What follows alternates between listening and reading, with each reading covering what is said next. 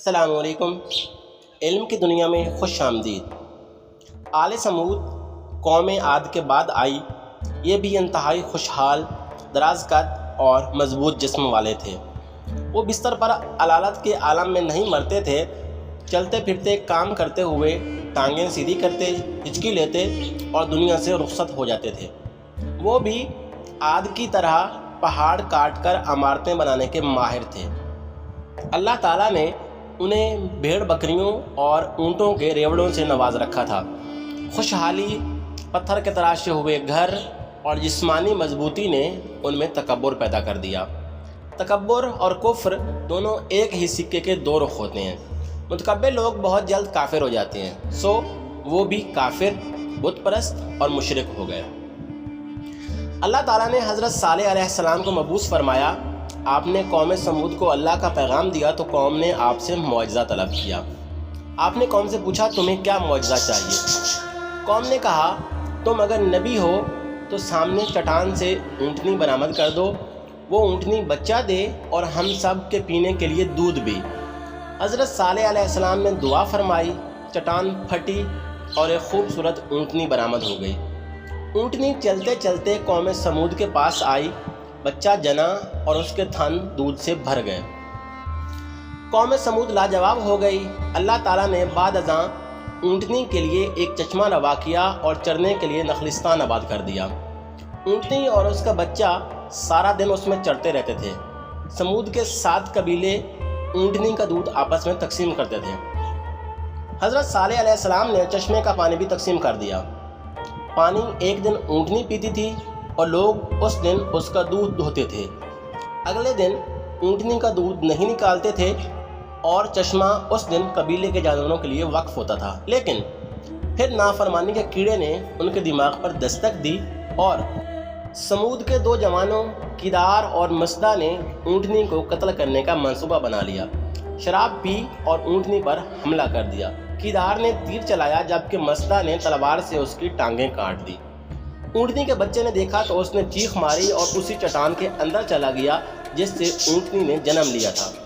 اونٹنی کا قتل قوم سمود کے خاتمے کا باعث بنا۔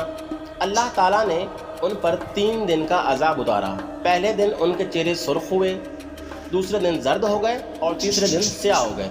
پھر شہر میں زلزلے کے ساتھ ایک چنگھاڑ کی آواز آئی، پہاڑ کاشوں میں تقسیم ہوئے اور قوم سمود صفائے ہستی سے مٹ گئی۔ مفسرین کے خیال کے مطابق چنگھاڑ حضرت جبرائیل علیہ السلام کی چیخ تھی۔ حضرت صالح علیہ السلام اپنے 120 ساتھیوں کے ساتھ نقل مکانی کر گئے اور یوں آل سمود بھی تاریخ کے اوراق میں جذب ہو گئی۔ حضرت صالح علیہ السلام کی قوم کہاں آباد تھی، اس کے بارے میں 2 روایات ہیں۔ پہلی روایت کے مطابق آل سمود سعودی عرب میں مدینہ منورہ سے 400 کلومیٹر کے فاصلے پر آباد تھی۔ یہ تبوک کا علاقہ ہے، اردن کی سرحد پر واقع ہے اور یہ حضرت صالح علیہ السلام کی نسبت سے مدائن صالح کہلاتا ہے۔ یہ سرخ چٹانوں کا شہر ہے۔ پتھروں کے گھر، دروازے، کھڑکیاں اور قدیم ٹیمپل آج تک موجود ہیں۔ چشمے اور نخلستان کے آثار بھی موجود ہیں۔ حضرت صالح علیہ السلام قوم پر عذاب کے بعد حضرموت تشریف لے آئے تھے۔ یہ علاقہ اس وقت یمن اور آج عمان کا حصہ ہے۔ حضرت صالح علیہ السلام نے یہیں انتقال فرمایا۔ سلالہ سے 200 کلومیٹر دور ناسک کے مقام پر ان کا مزار بھی موجود ہے۔ دوسری روایت کے مطابق آل سمود نے قوم عاد کے علاقے پر قبضہ کیا اور سلالہ کے مضافات میں آباد ہوئے۔ اونٹنی اسی علاقے کی ایک چٹان سے نکلی، یہیں قتل ہوئی۔ سمود یہیں عذاب کا نشانہ بنے اور حضرت صالح علیہ السلام عذاب کے بعد سلالہ سے 200 کلومیٹر دور ناسک میں آباد ہو گئے اور ان کا یہیں انتقال ہوا۔ حقیقت کیا ہے یہ اللہ تعالیٰ کی ذات جانتی ہے، تاہم یہ طے ہے سلالہ اور مدائن صالح کے درمیان 3111 کلومیٹر کا فاصلہ ہے اور یہ لوگ بیک وقت 2 مختلف مقامات پر نہیں ہو سکتے تھے۔ یہ دونوں مقامات ایک ملک کا حصہ بھی نہیں ہو سکتے تھے، لیکن یہ عین ممکن ہے سمود پر عذاب کے بعد زندہ بچ جانے یا ایمان لانے والے لوگ مدائن صالح شفٹ ہو گئے ہوں، وہاں پہاڑوں میں پتھر تراش کر گھر بنائے ہوں اور یہ بعد ازاں کسی قدرتی آفت کی وجہ سے مدائن صالح سے پیٹرا منتقل ہو گئے ہوں، کیونکہ پیٹرا اور مدائن صالح کے مکانات بھی ایک جیسے ہیں اور دونوں کا آرٹ اور رہن سہن بھی ایک جیسا تھا اور یہ دونوں شہر ایک ہی روٹ پر چند 100 کلومیٹر کے فاصلے پر ہیں۔ پیٹرا اردن میں وادی موسیٰ میں واقع ہے۔ وادی موسیٰ ماضی میں تبوک تک وسیع تھی۔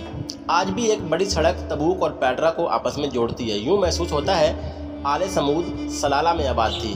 عذاب کے بعد کچھ مومن حضرت صالح علیہ السلام کے ساتھ ناسک میں آباد ہو گئے اور کچھ 1-2 نسلوں کے بعد مدائن صالح چلے گئے اور ان کی نسل بعد ازاں پیٹرا میں نقل مکانی کر گئی۔